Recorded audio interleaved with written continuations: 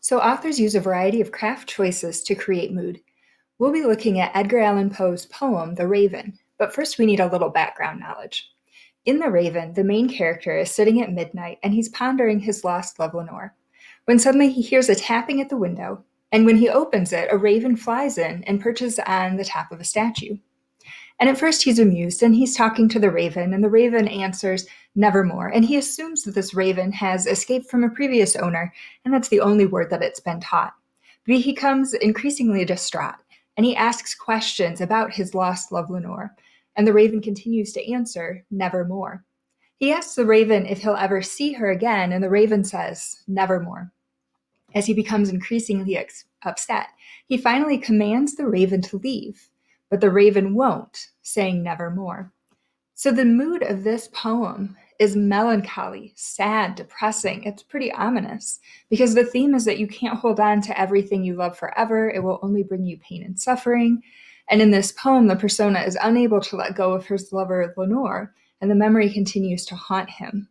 We hear the repetition of the word nevermore. Let's take a look at a spoof of this poem by Shmoop.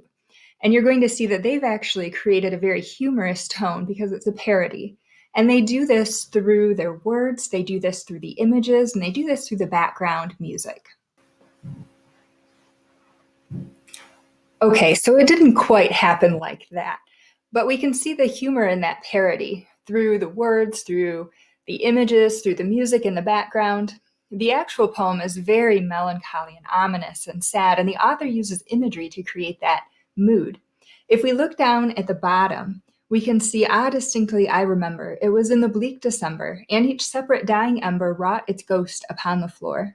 Sometimes a fire can create an image of something that is cozy, something that is warm and positive, but here he's used imagery to create something very negative, dying embers, and we've got the word ghost there. He also used word choice to create mood. Let's take a look at this stanza. We have the words broken, unhappy, unmerciful disaster, burden, dirges, melancholy burden, never, nevermore, grim, ungainly, ghastly, gaunt, and ominous, and croaking. All very negative word choices. Let's take a look at grim, ungainly, ghastly, and gaunt. We hear the repetition of that g sound. And sound can help create mood as well. We know that some of the sounds of alliteration are more fluid, like the sound or the sound. However, those harsh sounds, the t and g and p sounds, are called plosives because they create an angrier mood. And we see that here in this stanza as well. "Prophet," said I, "thing of evil, prophet still of bird or devil, whether tempter set or whether tempest tossed thee here ashore. Desolate, yet all undaunted, on this desert land enchanted, on this home by horror haunted, tell me truly, I implore, is there balm in Gilead? Tell me, I implore." Quoth the raven, "Nevermore." And we see repetition there as well. Tell me, I implore. So we hear that 3 different times, and authors can use repetition to create mood as well. If you read the entire poem, you'll notice that every line ends in a very similar way. It has something like nothing more, evermore, and about halfway through the poem, we start to see nevermore. Quoth the raven, nevermore, with such name as nevermore. Then the bird said nevermore. And at the end, shall be lifted nevermore. And that repetition helps to create that very melancholy, sad, and ominous mood.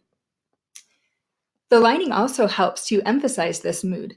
Those lines create that melancholy tone at the end of each stanza, and the author emphasizes that by indenting at the end of each stanza, "Only this and nothing more, nameless here forevermore." And each of these endings is indented to emphasize those words. So there are many craft choices that an author can use to create mood. Let's take a look at a few more poems.